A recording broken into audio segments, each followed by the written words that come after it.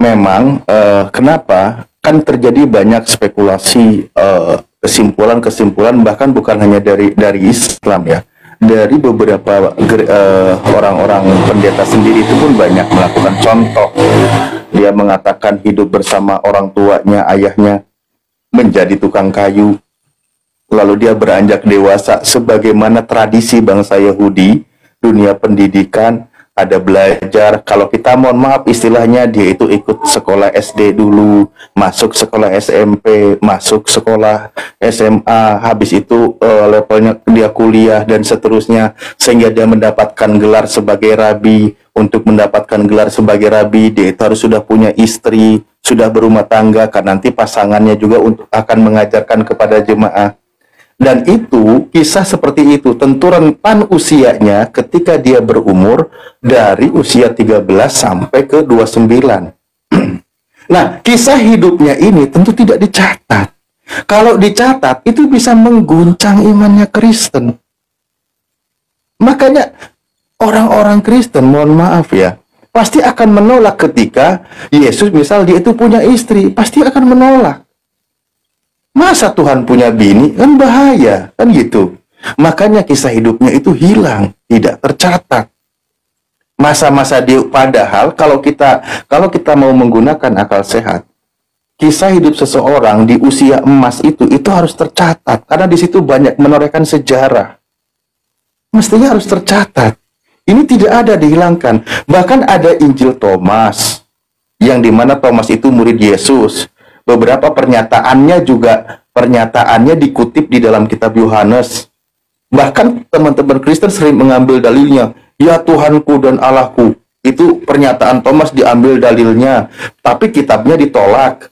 Dia diapokrif, dia tidak mau dikanon. Kan gitu dalam sejarahnya. Kenapa? Karena Injil Thomas banyak mengisahkan masa kanak-kanak Yesus. Ada lagi Injil yang siapa itu? Filipus, yang kisah rumah tangganya Yesus dengan yang bernama Maria. Ada lagi beberapa scholar yang meneliti, membukukan dia itu berumah tangga. Nah, contoh saja masa kanak-kanak Yesus tidak dimuat di dalam Bible. Kenapa? Karena itu sangat mengganggu keimanan prinsip. Tidak tergambarkan Tuhan main dengan anak kecil, main dengan teman-temannya, mainannya dirusak lalu dia marah. Karena pasti mengguncang iman, makanya tidak dimasukkan. Bahkan dalam sebuah jurnalnya, dalam sebuah websitenya ada namanya Gereja Kristen Indonesia, Pondok Indah. Saya pernah baca dan teman-teman Kristen memang merasa terusik. Tapi itu yang memaparkan gereja kok. Bahwa masa kanak-kanak Yesus, kenapa tidak dimuat?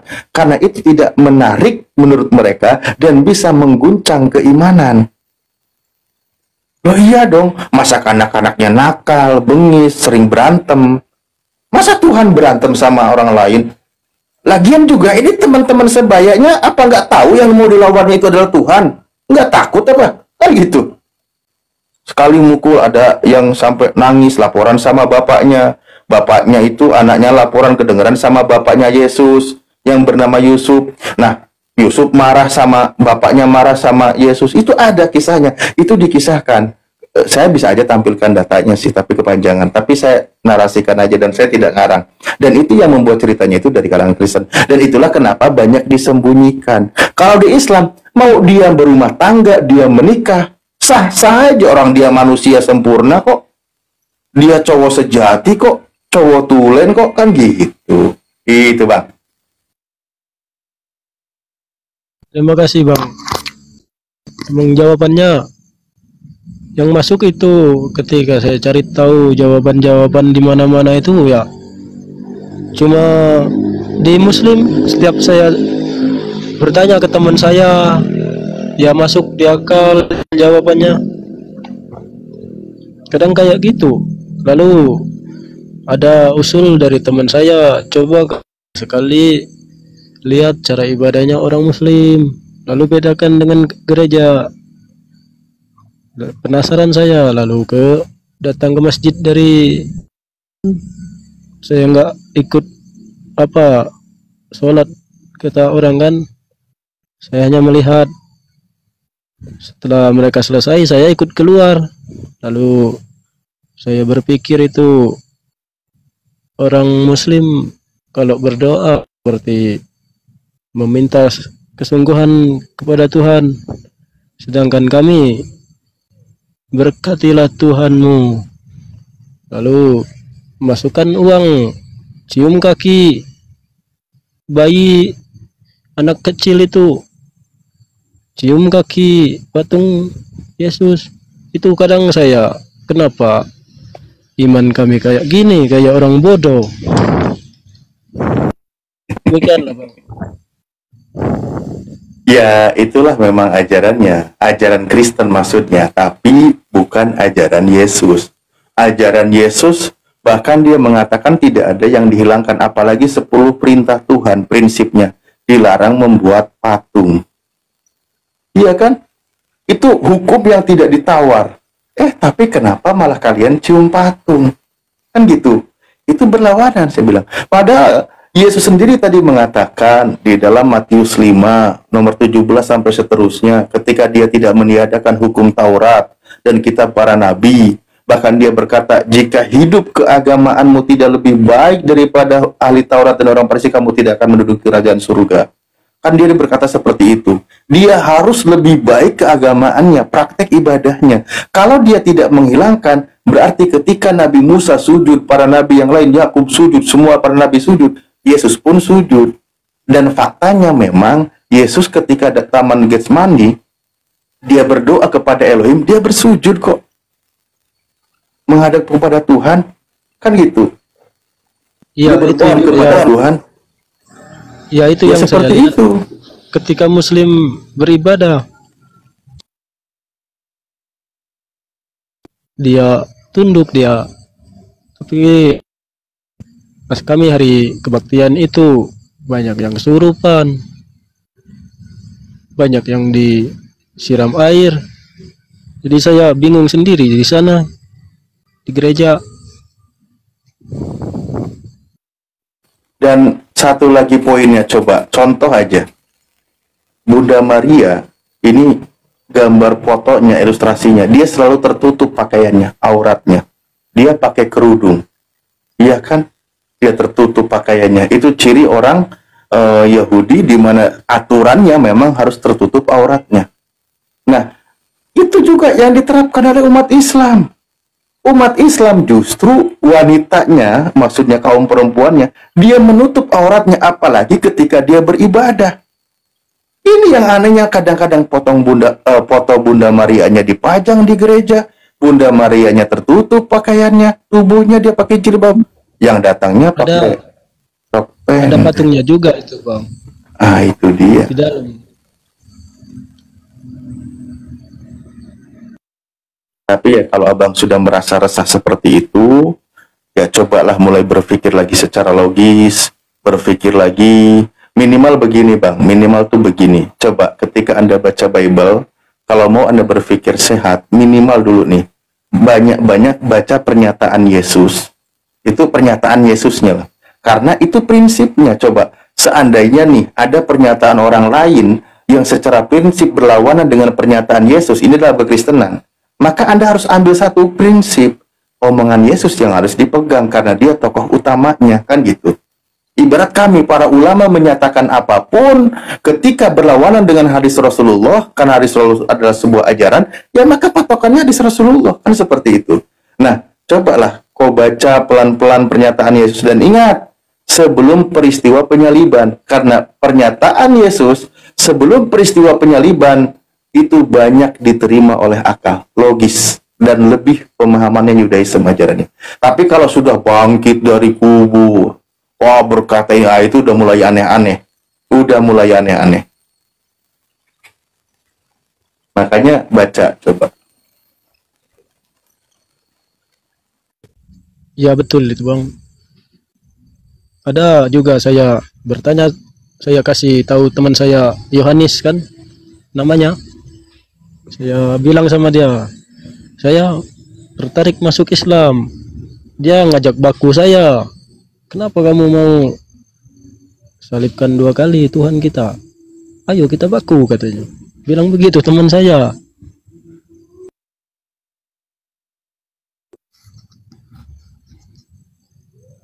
Saya nggak mau Oh, saya bercanda, saya bilang gitu, Bang.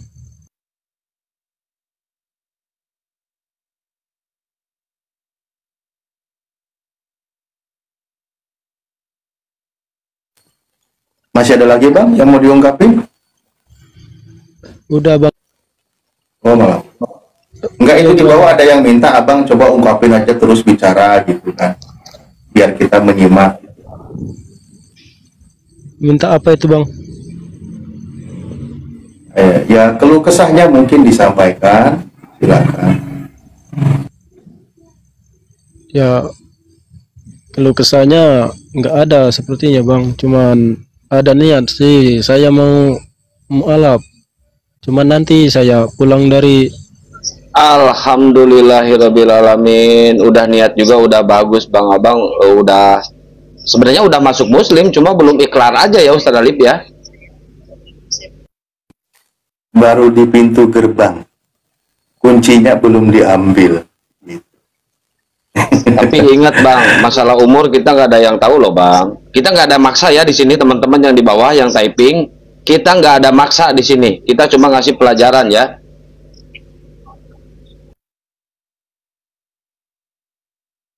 Ya, terus belajar, gunakan akal sehat. Karena memang doktrin yang sudah membatu mungkin abang kalau sudah sekian usia, itu kan memang perlu waktu. Karena gini, ketika Anda mungkin terbiasa seperti tadi, nyium patung, lalu masukin ke baskom kan, kayak gitu tuh, ibadahnya seperti itu, ringan-ringan, apalagi doktrin, percaya dia mati di kayu salib, diselamatkan, dan sebagainya. Nah, seperti itu yang sudah tidak logis dipikir, tapi ketika Anda berhijrah menjadi muslim, Anda harus menjadi seorang yang taat, totalitas tunduk patuh kepada Tuhan. Harus, ya memang perlu kesiapan mental, siap, gunakan juga akal sehatnya, karena menjadi seorang muslim itu tidak boleh meninggalkan akal sehat. Justru kalau orang akal sehatnya tidak ada, tidak berlaku muslimnya. Karena muslim itu untuk yang berakal sehat. Contoh, sholat. Sholat itu berlaku bagi orang yang waras, yang sehat akalnya. Kalau dia tidak sehat, nggak wajib dia sholat gitu. Jadi silakan belajar pelan-pelan. Ya, seandainya Islam dibolehkan memaksa, tentu kami akan paksa Anda dengan segera. Tapi karena dilarang, ya udah. Kami hanya sebatas menyampaikan, cuman kita tidak tahu apakah Anda rungkat duluan atau Anda sudah syahadat baru rungkat dipanggil Sang Pencipta, itu nggak tahu.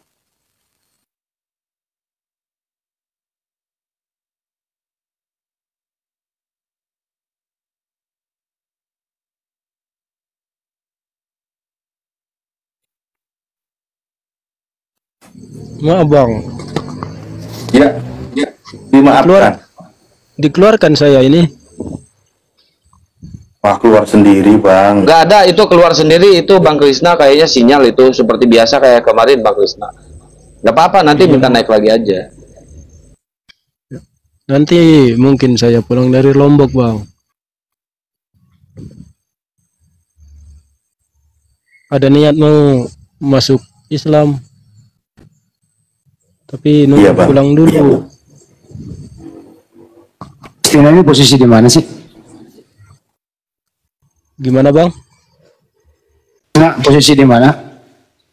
Sekarang Di Indonesia apa Malaysia? saya di Lombok, Bang, Bali. Oh, Lombok, Bali. Keluarga semua Kristen ya? Iya, Anda Kristen Katolik Protestan? nomor 4 Muslim, dapat istri Muslim dia. Nomor 3. Oh. Masih sering ke gereja? Ya, terakhir saya 7 bulan lalu pas di kampung. Masih percaya Yesus itu Tuhan? Ya, untuk sekarang ya saya masih meragukan lah, Bang. Karena nggak masuk di logika. Lanjut saya. Ustaz, udah ragu dia Ustaz? Iya Bang, dia bilang ya dia pilihannya ingin syahadat, hanya perlu waktu. Kan dia bilang seperti itu tadi. Secara ajarannya ya memang sudah berkata tidak logis. Makanya saya bilang tadi, sekiranya kau mau coba di kekristenan, minimal nih bisa jadi ketika Anda membaca narasi Yesus yang tinta merah sebelum peristiwa penyaliban ya. Karena kalau sudah peristiwa penyaliban itu sudah mulai melawan logika yang saya lihat. Seperti dia bangkit, orang kudus bangkit, dia berjalan. Itu udah mulai hal-hal yang tidak logis terjadi. Tapi kalau ketika dia mengajar, itu sangat logis. Mujizat dia lakukan, dia pembuktian sebagai utusan Tuhan. Benar itu. Semua para nabi dibekali mukjizat.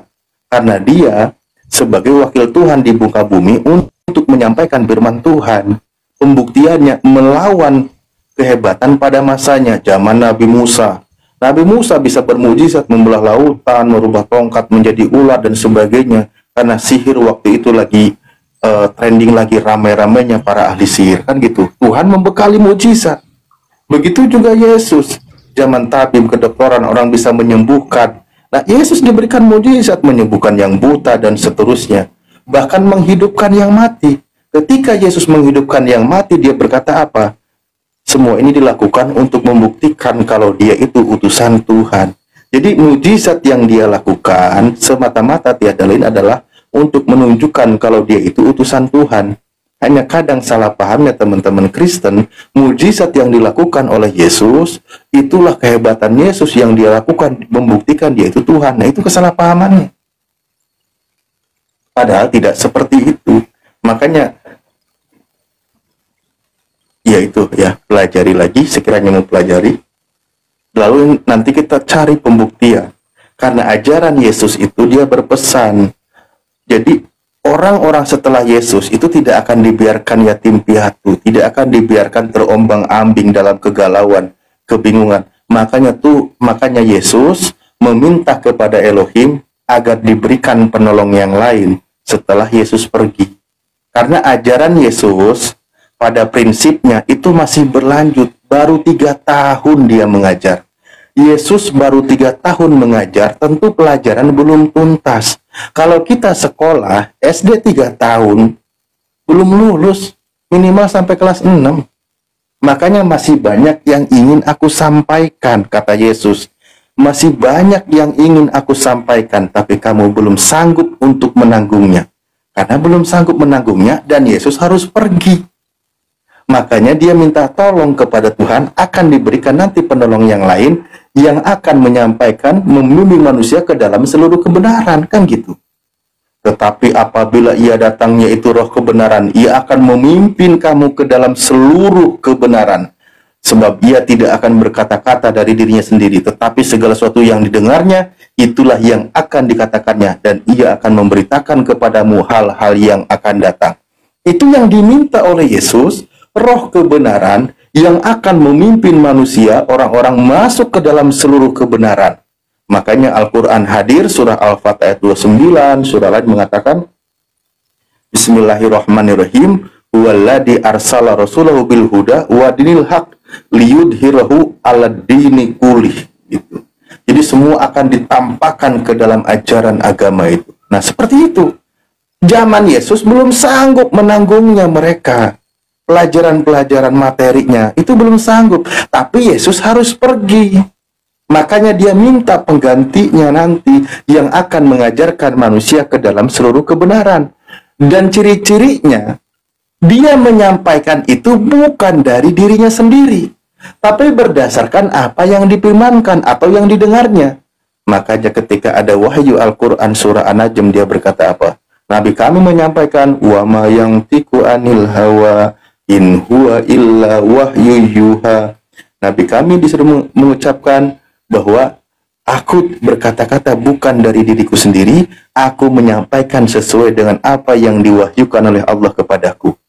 Ya, Nabi kami yang tidak pernah baca Bible mendapat wahyu seperti itu. Ini seperti gayung bersambut dari pernyataan Yesus sebelumnya. Poin berikutnya apa? Ia akan memberitakan kepadamu hal-hal yang akan datang. Loh iya, peristiwa yang akan datang, kemajuan zaman dan sebagainya, bahkan sampai nanti hari akhir dikabarkan secara detail oleh Nabi kami. Kitabnya zaman Yesus, zamannya pengobatan, zaman batu, tentu nggak ada kabar yang sampai jauh tentang bagaimana informasi manusia diciptakan dari Allah komudgo segumpal darah, bagaimana perkembangan janin, itu tidak ada kabar seperti itu. Tidak dikabarkan bagaimana ada api dasar lautan, karena sulit pembuktiannya. Tapi nanti yang membawa kabar baru itu akan memberitakan hal-hal yang akan datang. Ketika Al-Quran mengabarkan bahwa ada api dasar lautan, ternyata di zaman abad ke abad kemudian ada benar api dasar lautan. Ketika Al-Quran mengabarkan apalagi itu, dua air yang bertemu tapi tidak bercampur, yang satu tawar, air laut, itu belum tahu, belum ada zaman Nabi kami yang nyari nyampe ke sana. Tapi di zaman yang akan datang itu diberitakan dan betul ada. Nah, itu tanda-tandanya. 1400 tahun lalu wahyunya sudah datang, pembuktiannya kemudian dia memberitakan kepadamu hal-hal yang akan datang. Itu baru perkara hal yang akan datang duniawi. Bagaimana juga peristiwa kiamat, terjadinya kiamat, langit bumi diguncangkan. Al-Quran lebih detail lagi penjelasannya daripada kitab-kitab yang lain. Karena memang dia menyampaikan bukan dari dirinya sendiri, dia menyampaikan berdasarkan wahyu dari Tuhan, dan dia memberitakan hal-hal yang akan datang. Kalau Anda percaya terhadap pesan Yesus, nubuatan Yesus, mestinya didengar ucapan itu, lalu kau cari siapa yang menggenapinya. Kan itu poinnya, Bang. Kalau Anda memang mendengar pernyataan Yesus. Satu lagi poinnya, ketika Yesus berkata, segala hak sebagai umat istimewa nih, dicabut dari bangsa Yahudi. Ini kata Yesus di Matius 21 nomor 43. Hak istimewa umat Yahudi dicabut dari bangsa Yahudi, diberikan kepada bangsa lain, di mana bangsa itu akan menjalankan perintah Tuhan. Keistimewaan sebagai umat Tuhan dicabut dari bangsa Yahudi, diberikan kepada bangsa lain. Ciri-cirinya bangsa itu menjalankan perintah Tuhan. Itu pesan Yesus, nubuatan Yesus, itu juga harus dicari kalau memang Anda benar-benar mendengarkan pengajaran Yesus. Coba kalau Anda buka ada Bible, yang tadi saya bahas itu Yohanes 16, 13, 14, di sini sekarang Matius 21 nomor 43. Ketika dia berkata bahwa oh sudah selesai, makanya status kenabian di Bani Israel ditutup oleh Yesus.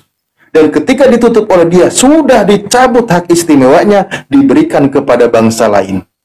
Di mana bangsa itu menjalankan perintah Tuhan. Siapa yang menggenapi? Ada nggak bangsa lain yang menjalankan perintah Tuhan selain dari Nabi Muhammad SAW? Di mana? Katanya pindah ke Roma. Ya ampun, orang yang nyalib Yesus, bangsa yang tidak bersunat, tidak masuk akal. Justru di dalam kitab Yahudi, bangsa yang tidak bersunat, najis, hukumnya masuk surga. Nggak mungkin, nggak masuk, nggak logis. Dan itu tidak menjalankan perintah Tuhan. Tapi ketika Nabi Muhammad SAW bahkan turun ayat yang dia tidak pernah membaca ucapan Yesus, mengutip pernyataan Yesus, ada ayat Al-Quran surah Al-Imran ayat 110. Di situ dikatakan, Bismillahirrahmanirrahim, kuntum khairu ummatin ukhrijat linnas. Engkau sebaik-baiknya umat. Tadi kata Yesus, umat terbaik sudah dicabut dari bangsa Israel, diberikan kepada bangsa lain, ternyata digenapi oleh Nabi Muhammad. Engkau umat terbaik yang dikeluarkan untuk manusia, yang memerintahkan kepada kebaikan dan mencegah kemungkaran, berarti menjalankan perintah Tuhan. Makanya ayat itu selanjutnya bunyinya, seandainya para ahli kitab beriman kepadamu, tentu baik mereka.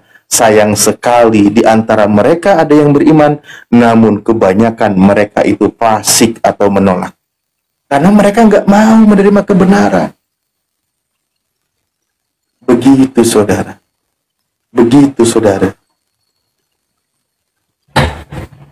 Kalau Anda mau dengar pernyataan Yesus, atau dikira ngarang, saya perlu buka share. Nggak perlu lah ya.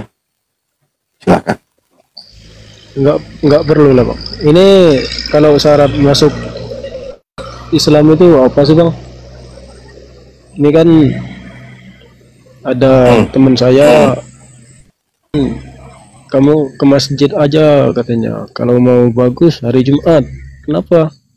Karena pasti rame katanya. Bilang begitu. Itu syaratnya apa aja, Bang? Syaratnya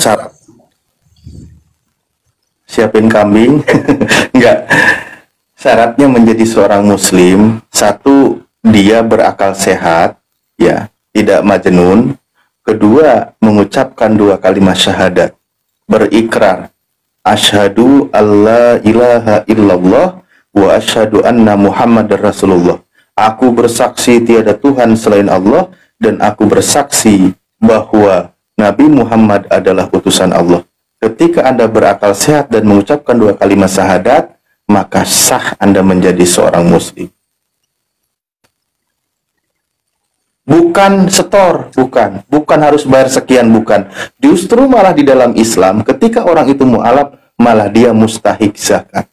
Orang yang menerima pemberian dari saudara muslim, karena mereka saudara baru kita, sebagai bentuk kegembiraan persaudaraan, umat Islam harus menyisihkan sebagian hartanya sebagai zakat, berbagi dengan mereka. Atau barangkali juga karena nanti ke depannya nasibnya tidak seberuntung yang lain. Seperti itu, misal terusir atau kehilangan mata pencaharian dan sebagainya.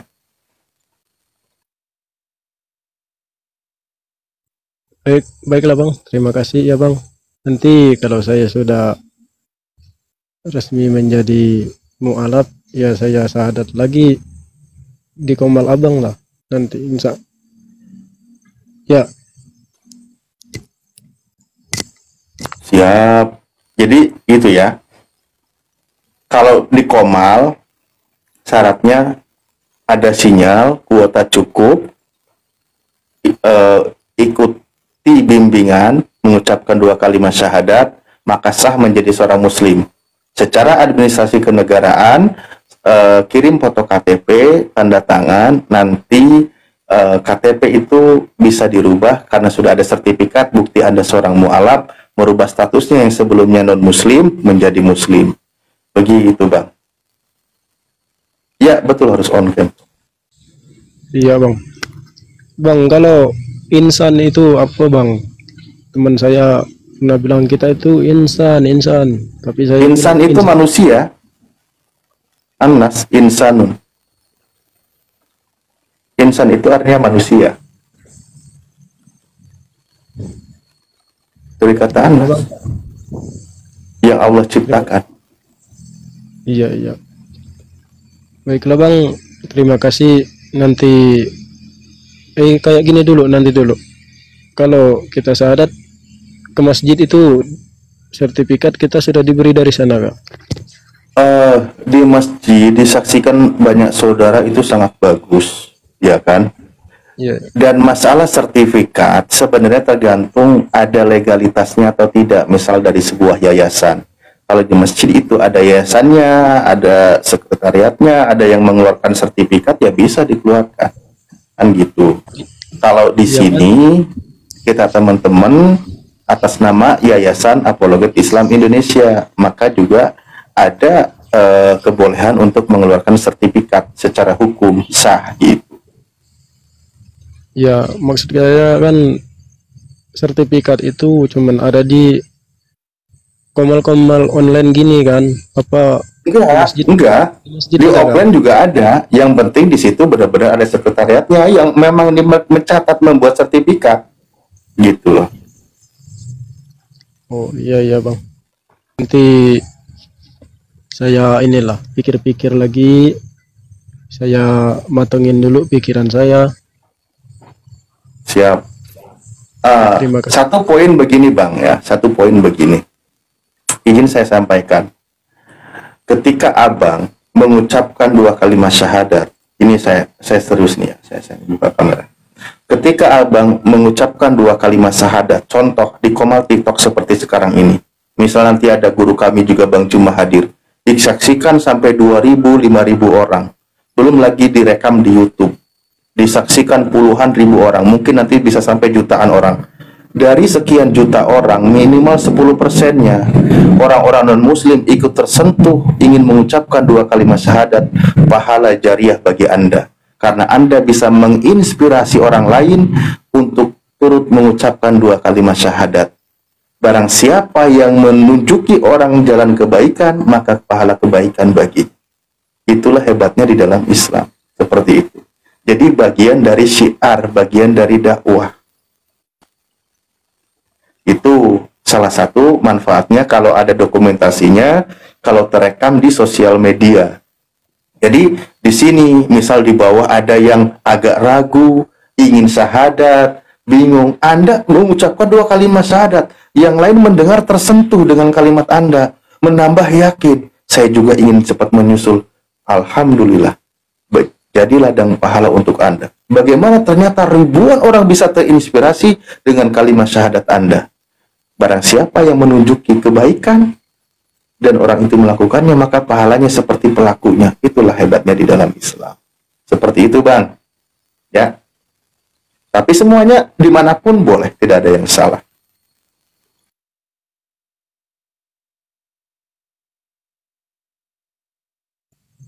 Iya, ini kan banyak yang taping di sini aja nih.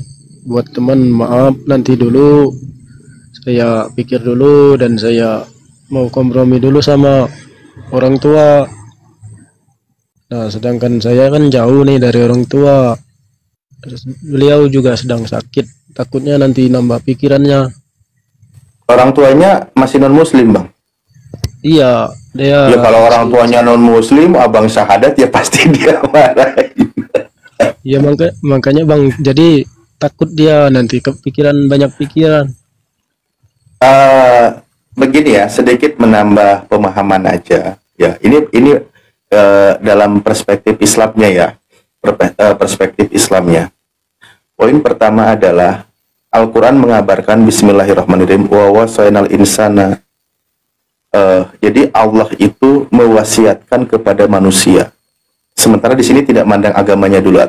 Untuk apa itu? Berbuat baik kepada kedua orang tua. Artinya berbuat baik kepada orang tua sudah hukum lumrah tugasnya manusia seorang anak kepada ibu, kepada orang tua. Kan gitu. Bil walidayni ihsana kan ya, berbuat baik kepada kedua orang tua. Nah, berbuat baik kepada orang tua itu sudah perintah Tuhan. Ingat ada batasan. Tapi dalam hal prinsip menyekutukan Tuhan, jangan pernah engkau mau ikuti. Makanya Al-Quran mengabarkan wa in jahadaka ala antusyrika bima laisa laka bihi ilmu fala tutihuma wa sahibhuma fid dunya ma'rufa. Namun dalam hal prinsip keyakinan jangan engkau ikuti. Itu prinsipnya. Misal, maaf kata, Anda muslim, orang tua Anda non-muslim, kan gitu. Nah, Anda seorang muslim, dalam hal keyakinan Anda harus punya prinsip. Biarkan orang tua yang tidak mau menjadi muslim, biarkan dia berjalan dengan sendirinya, kan gitu. Tapi perintah Al-Quran, ingat, bukan Anda memusuhi orang tua, tapi harus berbuat baik kepada kedua orang tua dengan yang terbaik. Berbuat baik takdim kepada orang tua itu harus lebih baik lagi. Tapi hal masalah keimanan boleh berjalan masing-masing. Tunduk patuh terhadap orang tua sebagai anak tetap wajib dilakukan. Itulah pesan di dalam Islam. Gitu. Justru kalau Anda sudah menjadi seorang muslim, perbuatan baik Anda terhadap orang tua sudah harus lebih baik daripada Anda sebelum muslim. Walaupun orang tuanya beda keyakinan. Tapi untuk mengikuti keyakinannya jangan gitu, karena itu garis pemisah prinsip iman. Begitu, Bang. Iya Bang. Ya terima kasih lah atas pencerahannya. Nanti saya kabarin lagi setelah saya renungin dulu. Bisa jadi saya nanti pulang dulu dari sini, lalu ke masjid. Tanya-tanya ke masjid dulu kan, biar lebih mudah memahaminya. Jadi langsung bertatapan muka. Begitu Bang. Boleh, silakan. Itu baik, lebih terasa, lebih hebat, ya kan? Tidak ada masalah. Saya bilang, saya cuma bisa menyampaikan, saya tidak lebih dari itu, kan semua kembali keputusan ada pada abang. Misal begini, abang bersyahadat, keuntungan buat abang. Abang tidak bersyahadat, kerugian buat abang. Abang bersyahadat, ya kami tidak diuntungkan. Abang tidak bersyahadat, kami juga tidak dirugikan. Kan gitu pada prinsipnya. Tapi makanya bukan Islam yang butuh terhadap kita, tapi kita yang butuh terhadap Islam. Seperti itu. Namun memang hal-hal seperti ini memang sudah tertulis di dalam Al-Quran. Kenapa tertulis dalam Al-Quran? Karena kalau saya melihat peristiwanya, kan ketika iblis dia membangkang di hadapan Allah, maka dia berjanji di hadapan Allah, dia akan menyesatkan manusia. Dia akan menggoda manusia, dia akan mengganggu manusia. Banyak ayat dikatakan apa? Bahwa akan dipandang indah perbuatan maksiat. Dia akan datang dari depan, dari belakang, dari kiri, dari kanan, kan gitu. Agar apa? Agar manusia itu menunda berbuat baik. Agar manusia itu menunda berbuat baik. Nah, jadi begini, ketika Anda seperti itu, ketika iblis berkata yang tertulis dalam Al-Quran sebagai hikmah, sebagai pelajaran, apa dikatakan dalam surah Al-A'raf? Bismillahirrahmanirrahim. Qala fabima agwaitani la'aqudanna lahum siratal mustaqim. Iblis itu menjawab, karena engkau telah menghukum saya tersesat, saya benar-benar akan menghalang-halangi mereka dari jalan engkau yang lurus. Itu kata iblis berjanji. Nah, dia akan datang dari depan, dari belakang, dari kiri, dari kanan. Pokoknya bagaimana caranya orang itu dihalang-halangi, ditunda-tunda untuk melakukan kebaikan, berada di jalan yang lurus. Sampai terlambat, kan gitu. Nah, makanya ketika abang menunda untuk melakukan kebaikan, berada di jalan yang baik, pada dasarnya kami tidak kaget, karena disitulah iblis sedang bekerja genting-gentingnya.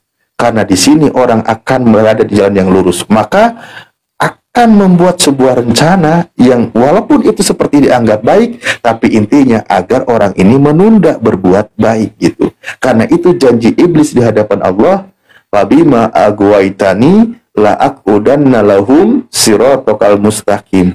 Karena iblis memang sudah tersesat, dia akan benar-benar menghalang-halangi orang yang ada di jalan yang lurus. Jadi, selama Anda menunda, selama itu pula memang iblis sukses sedang menggoda. Kan gitu. Tinggal Anda pilih. Anda mau melawan rencana si iblis ini, atau Anda mau membiarkan seolah-olah itu baik, tapi bagaimana Anda caranya untuk menunda. Begitu. Aman kalau ngobrol sama saya, Bang. Aman. Ya itu kalau kita kasih KTP kita nanti bisa dirubahnya ya. Bukan KTP-nya yang dikasih, Bang. Difotoin, fotonya yang dikirim ke kita. Oh, sama aja. Maksudnya gitu ya. Iya, maksudnya KTP-nya dipoto sebagai bentuk administrasi, kita akan mencatat di situ pembuktian juga Anda non-muslim. Nah, lalu nanti Anda tanda tangan di atas kertas putih polos. Nah, itu nanti bisa keluar sertifikatnya seperti itu. Oh iya. Nantilah kasih waktu-waktu 3 hari mungkin, Bang. Saya ada niat. Kalau di Komal ini emang ada niat mau jadi mualaf. Gini, Bang Krisna, saya izin masuk sedikit ya. Iya. Nah, Bang Krisna kan KTP-nya masih Kristen ya, Bang Krisna ya. Iya. Nanti setelah Bang Krisna mualaf nih, Bang Krisna kan ngirim KTP ini dulu yang sekarang ke kita, ke saya ya. Kirim KTP dulu yang sekarang. Nah, terus habis itu tanda tangan di atas kertas putih ya. Nah, terus habis itu syahadat kan. Nah, nanti KTP Bang Krisna kalau mau diganti KTP-nya mau jadi Islam itu gratis. Saya langsung yang ngurusin. Nanti lewat teman saya orang dalam ada dirubah misalkan namanya atau dirubah agamanya, bisa itu Bang Krisna, aman itu, tenang aja. Nanti saya langsung yang ngurusin. Yang punya orang dalam, enak. Bang Krisna masuk surga punya orang dalam. Saya langsung yang ngurusin. Nah, nanti sertifikat mualafnya ini sah resmi Bang Krisna. Kalau di kita di sini, Bang Krisna mualaf di sini disahadatkan di sini sama API terpental langsung dapat sertifikat mualaf nanti. Tunggu Bang Krisna. Saya nggak nyuruh buru-buru loh Kang. Saya cuman mengikuti keadaan, narasinya ya sudah, berarti nggak masalah kan gitu. Silakan, cuma kan hal-hal yang menunda, saya teringat ayat ini, makanya saya tampilkan juga, takut dikira ngarang.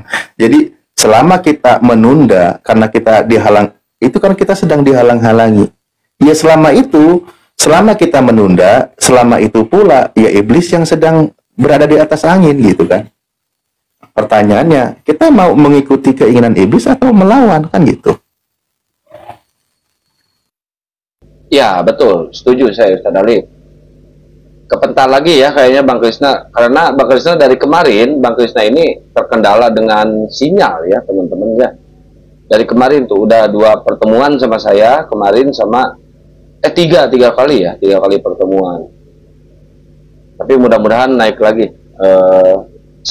Kita nggak di sini nggak ada unsur pemaksaan, nggak memaksa dia mau syahadat kayak mau enggak kayak nggak ada pemaksaan ya Ustaz Alif ya. Dan kita pun Kang, satu poin, tidak memaksa juga harus di sini, tidak. Cuma kita sampaikan aja ketika di sini manfaatnya apa gitu kan, hikmahnya apa, kebaikan untuk dianya apa, ketika dia langsung seperti apa, itu tidak ada masalah gitu.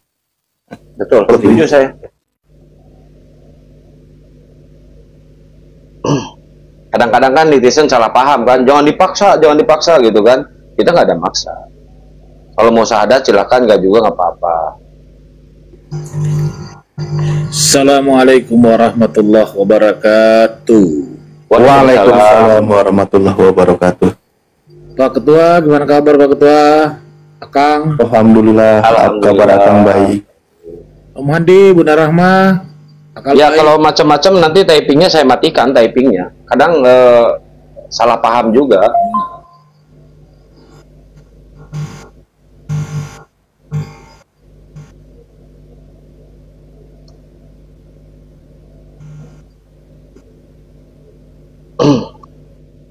Kita sambil nunggu ini Pak Peta Lampu, sambil nunggu Bang Krisna naik lagi.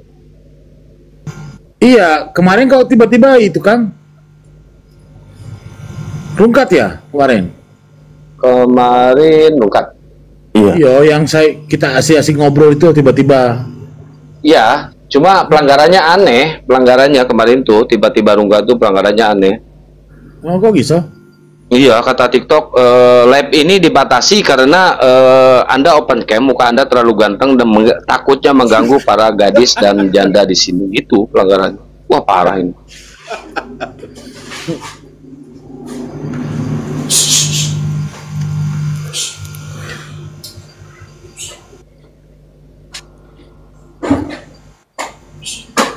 Ya, sambil di tap-tap layar teman-teman ya, sambil di tap-tap layar.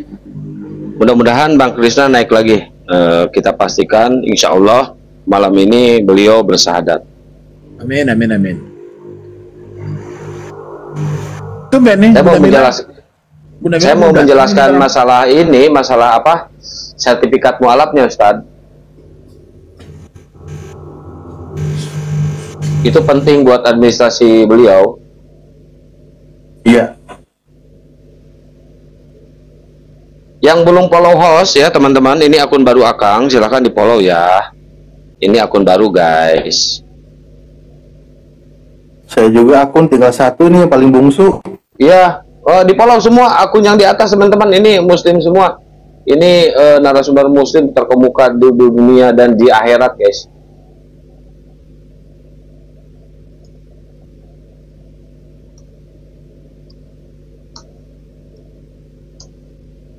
Akhir tadi siang kena gara-gara ada oten, baru sadar kalau robnya ada 4. Biasanya kan selama ini 3, sekarang jadi 4. Berdasarkan siapa? Ya berdasarkan si Kudis lah. Kudis sendiri yang ngajarin. Iya.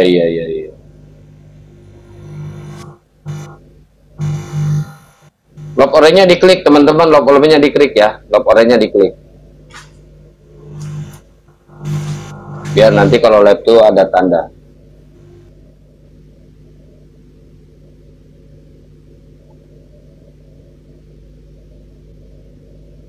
Bang Hadi tumben sepi. Padahal lagi nge-live-in di YouTube ya.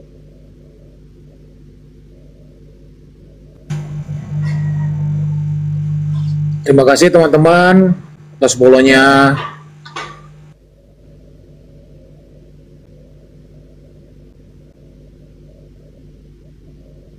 Yuk kita sambil nunggu Bang Krisna. Krisna sih. Krisna. Wah keren nih, gara-gara si RK ternyata dia itu nonton debat Bang Juma sama si RK. Bang Udah ini, udah mau login dia, udah mau syahadat. Iya. Terus Bunda Rahma kemana aja dari tadi? Biasa lah. Akang Ada tahu aja tamu. kalau ibu-ibu. Kayak nggak tahu aja sih kalau ibu-ibu gimana sih kan? Ya kita tadi masuk dibilang ini mau diedukasi Islam. Ya, dia majak. Ada Ustadz tuh. Bunda Rama ini tuh Mbak, tumben ini Bunda Mila belum datang.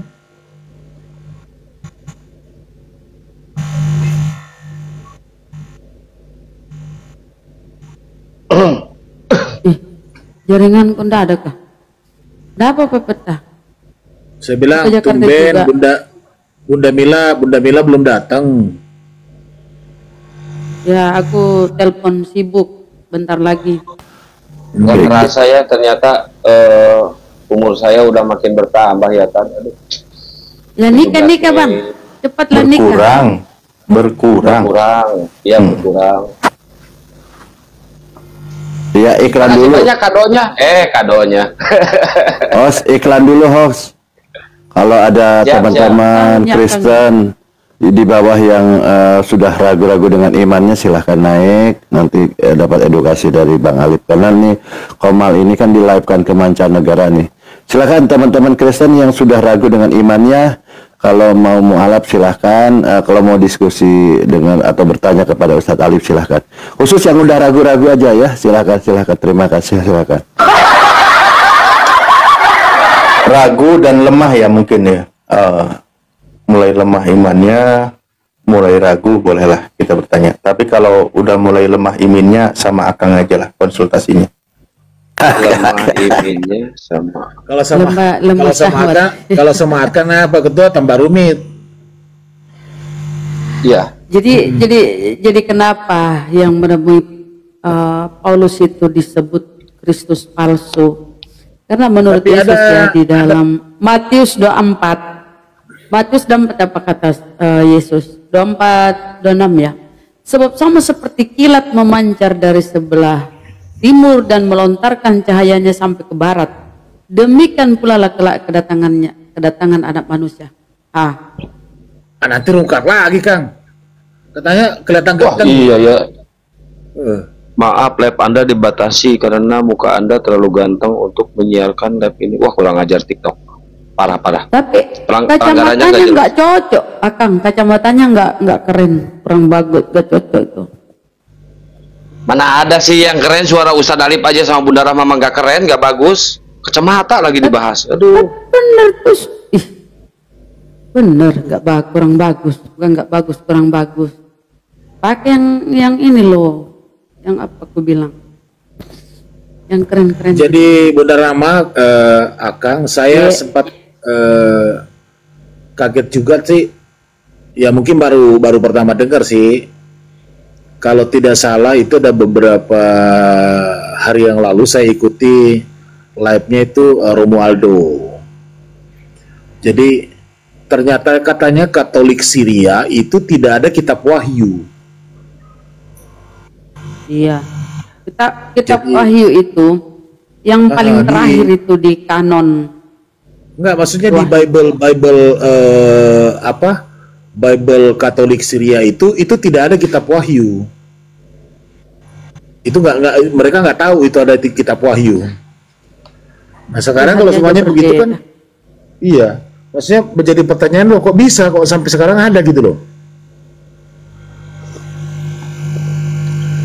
Memang ada yang tidak mau pakai Pak Peta kan. sebenarnya ada beberapa, ada yang tidak mau pakai surat Paulus juga ada. Kenapa kitab Wahyu itu kan ajarannya di situ agak-agak aneh kan gitu. Ada yang nggak mau pakai. Oh gitu. Ya masa Yesus dikatakan sebagai bertanduk 7 bermata 7.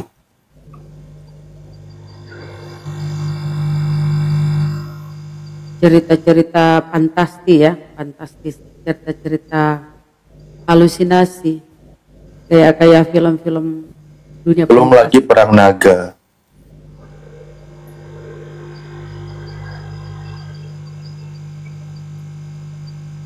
Belum lagi kuncinya ketinggalan di Markus.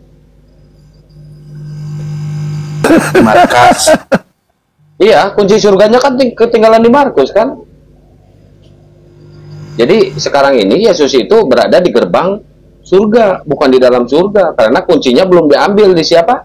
Pak Anggur Asam? Markus. Di Markus. Tapi Markusnya dikutuk jadi iblis, masuk neraka. Habis sudah hilang kuncinya. Habis. Ayah. Masa Tuhan ketinggalan kunci surga, ketinggalan di si Markus? Aduh. Ini di mana ini?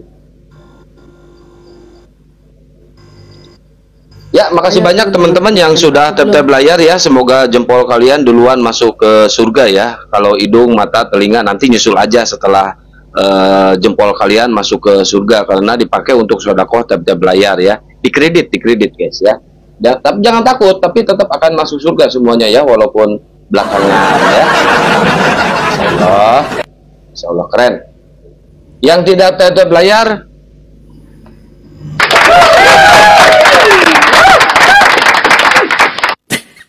salah pencet.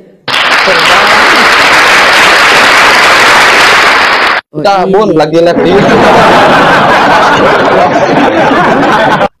lagi live di YouTube Bun. Itu udah ada Bunda Mila tuh. Ya, digaspol terus tap layarnya sambil di follow akun-akun yang di atas, terutama host ya. Ini akun baru Akang guys, akun baru Akang ini. Bunda Ngadi-ngadi Akang, kalau nggak ada Bang ngadi. Zuma itu malas naik komal dia. Kenapa? Naik Bun. Kalau nggak ada Bang Zuma malas naik komal Bunda Mila. Naik Bunda.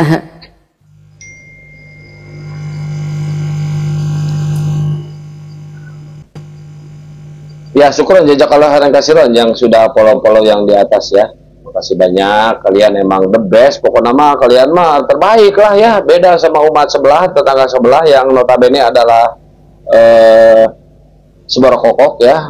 Naon WG apa aja disembah sama mereka mah ya. Kantong keresek, sendal jepit. Naon deh pokoknya nu ada. Astagfirullah. Apa nakanan Jo? Apa nakanan Jo Bunda Rama?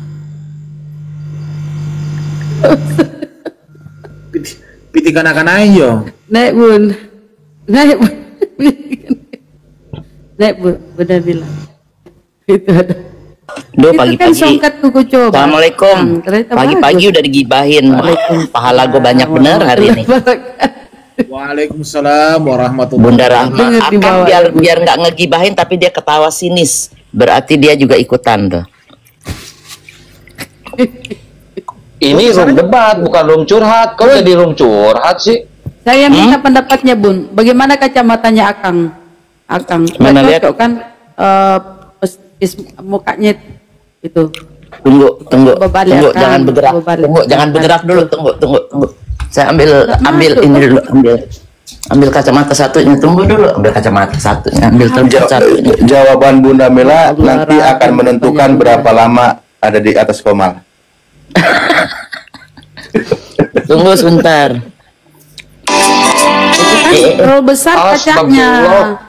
Musik itu, aduh lagi live di YouTube. Enggak. Saya mute dulu. Tunggu dulu. Jangan bergerak. Apa musik? Di screenshot Bunda. Mau aja dikerjain sama Bunda, jangan bergerak.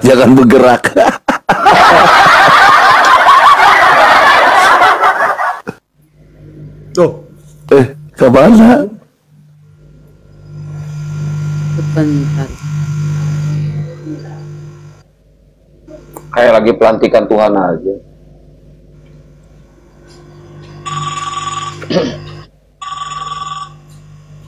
Gak ada neoten bersatu ada tadi ya si itu. Ayo teman-teman Kristen yang mau diedukasi. Ini aku dalam model lemah lembut ya.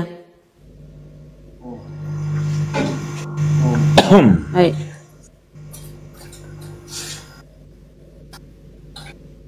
Kita minta Salam Kristen, salam Dok Kristus. Tunggu, salah.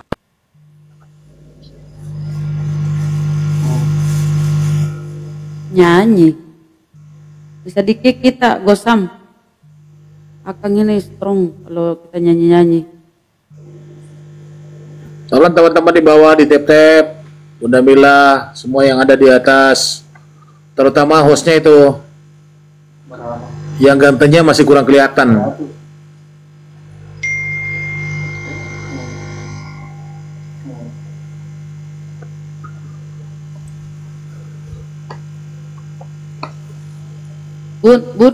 Bunda kok gak ngomong, siap-siap mau lempar apa? Tunggu. Halo, Bunda Rahmani bener-bener, ntar dulu dong. Asal balan ya Bun ya.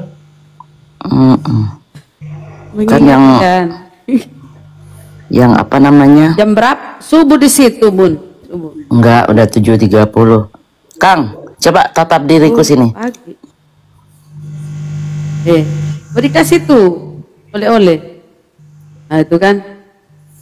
Tunggu Kang.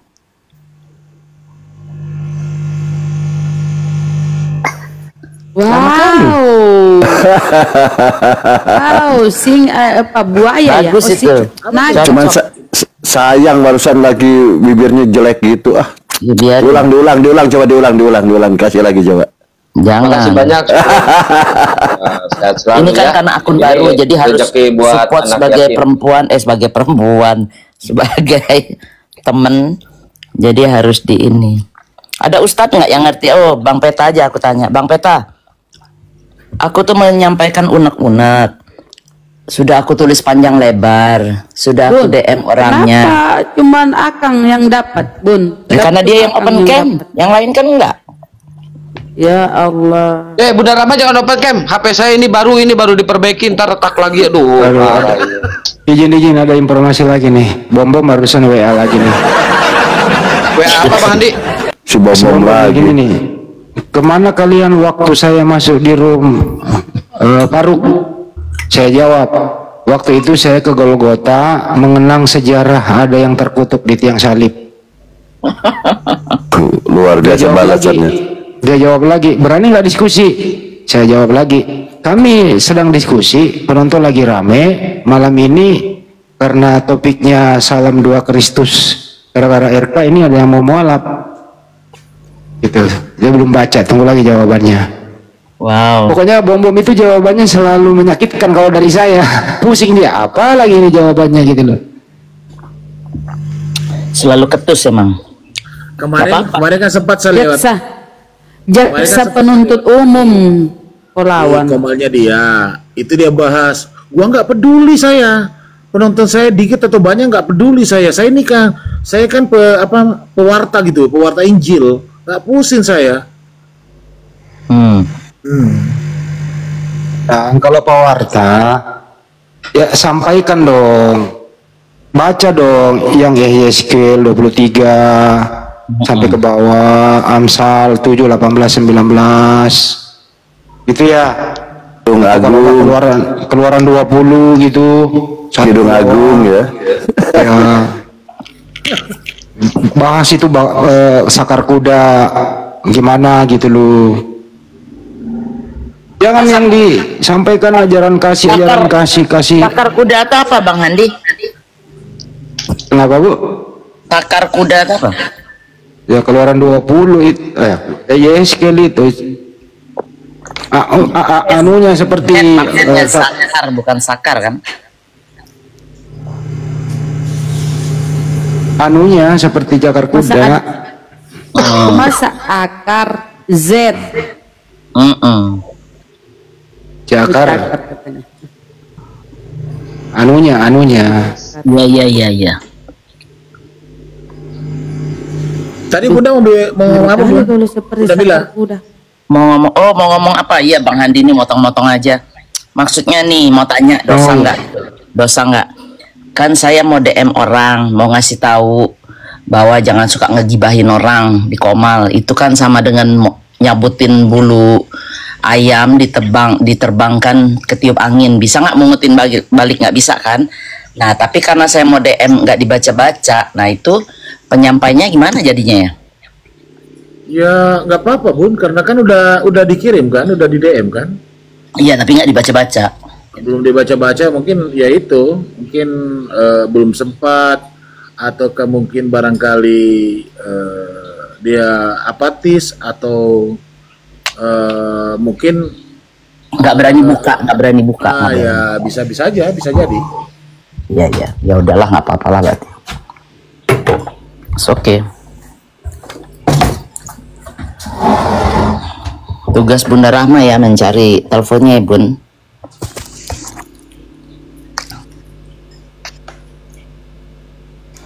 Oke, buat teman-teman noten yang mau diskusi silakan naik ke atas ya, teman-teman noten. Yang mau diskusi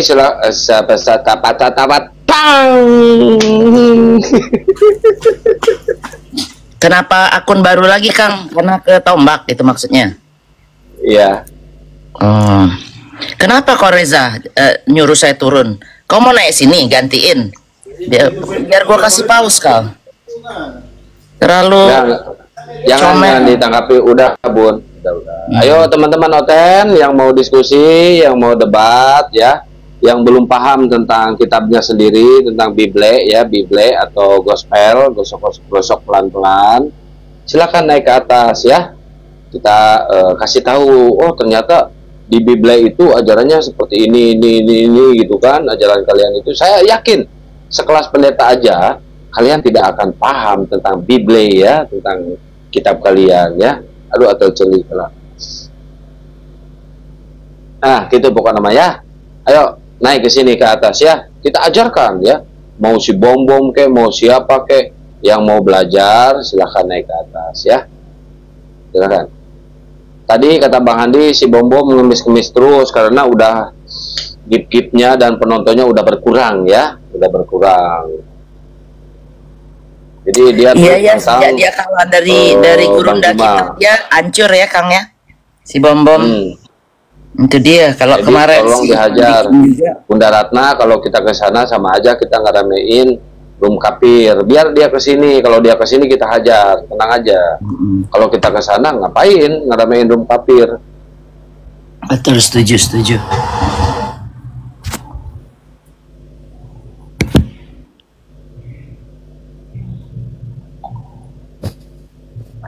Jangan nyimak, Bun. Bunda Ratna, jangan nyimak di sana. Oh, aku suka nyimak kalau aku, Bun. Kadang-kadang aku komen di bawah. Aku rekamin, terus aku kirim sama Gurunda. Apalagi yang itu tuh, yang siapa kemarin yang aku bilang tuh, Bun? Yang si Asia. Bukan Bunda, ini Bunda Ratna bilang ke sana hajar si Kudis. Gak penting, Bunda Dwi, jangan nyimak aja, di skip aja ininya, komalnya. Gak penting itu. Kalau kita nyimak di bawah di komal-komal otentik ya, aduh hujatannya ya Allah ya Rabbi. Di komal hana itu ingin kali Tuhan aku hajar ya. Sama pendeta Cipto, ya Allah, sakit hati dengar. Dinaikkan pun kita cuman. Oh, aku mental, Kang, kena peringatan. Enggak tahu. Mental tuh aku lihat tiba-tiba aku rasa mungkin signal kali ini di rumah kadang-kadang nggak bagus. Apa Mikun nggak suka aku naik ke Akang Kian Santang? Mikun nggak setuju ya? Akang tuh baik loh. Apalagi sekarang rambutnya udah pakai putih-putih. Iya, Miko siapa Miko? Miko itu anak laki-laki saya. Oh, mungkin Kucing. HP-nya murah, Bun. Soalnya yang naik ke sini HP-nya mahal-mahal. Gitu ya. Iya. Miko, hidungnya pesek, Kang. Makin pesek nih kucing makin mahal. Ya, kamu kucing apa orang sih? Ngantuk ya, pagi-pagi ngantuk. Tiap hari kerjanya tidur aja. Cantik sekali Bun kucingnya. Scottish dari Uya Kuya nih, dari Uya Kuya. Kalau tidak salah, ini Bunda sekarang sudah pakai HP Indonesia ya Bun ya? Enggak, HP sini masih. Mau ganti Samsung satu, biar bisa buka Alkitab Sabda. Bunda Rahma bilang pakai Samsung tuh bisa, Android kan. Kalau pakai Apple nggak bisa ngerekam di sini, nggak bisa apa-apa. Pusing nggak? Benar. Kalau yang Samsung anak saya punya bisa ngerekam. Jadi nanti Kalau pakai iPhone, pakai iPhone iya. Jadi nggak perlu minta tolong si Akang lagi, ngerjain sendiri aja. Susah minta tolong. Saya itu nggak suka bikin PT itu.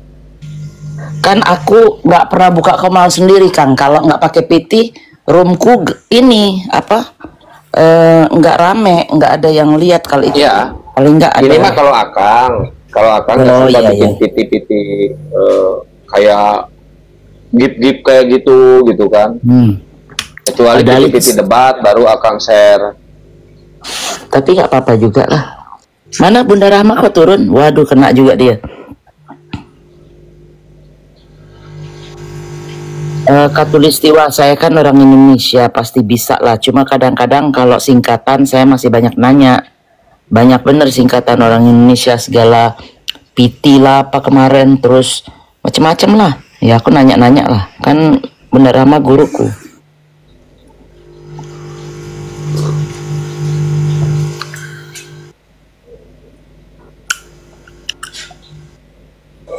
Bang Petani di Sulawesi apa di kayak si Akang Jakarta? Di Sulawesi lah Kak. Bun, Sulawesi. Di mana Makassarnya? Di kota Makassar. Oh, di kota Makassar. Iya. Iya, Makassar kan gede juga ya, kayak Palembang kan ada apa Bone, ada Jeneponto, ada banyak lah, nggak hafal. Banyak. Ada 20 kabupaten. 27 kecamatan. Kabupaten. 20 ya? 27. Oh, gede dong. Itu kan termasuk salah satu pulau terbesar ya. Besaran Sulawesi kayak daripada Kalimantan ya kayaknya ya. Karena Kalimantan kan diambil sama Malaysia, di atas itu kan dibagi ya. Sabah sama Kucing. Ya, saya rasa Sulawesi lebih gede. Mana belum ada. Mungkin belum pada mengenal akun yang ini, teman-teman. Dibantu di share-share aja ya, kawan-kawan semuanya. Bantu share. Akun gedenya besok baru bisa akun barunya. Kalau Rijo naik sini lu, kalau Rijo naik sini, naik. Gua jambak lagi, sini naik. Yang itu 100.000 ya Kang, yang kena Kang, 100.000 ya? Apa 20-an? Yang 100.000 lebih itu kena banned permanen. Nggak bisa dibuka lagi. Sayang ya. Gara-garanya ada yang typing cewek ngegodain saya, itu langsung kena banned permanen.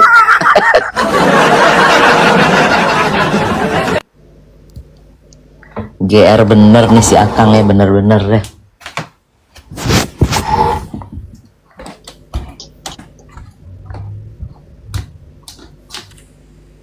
Gadis pulang ke Rahmat. Dunia nyata saya paling takut.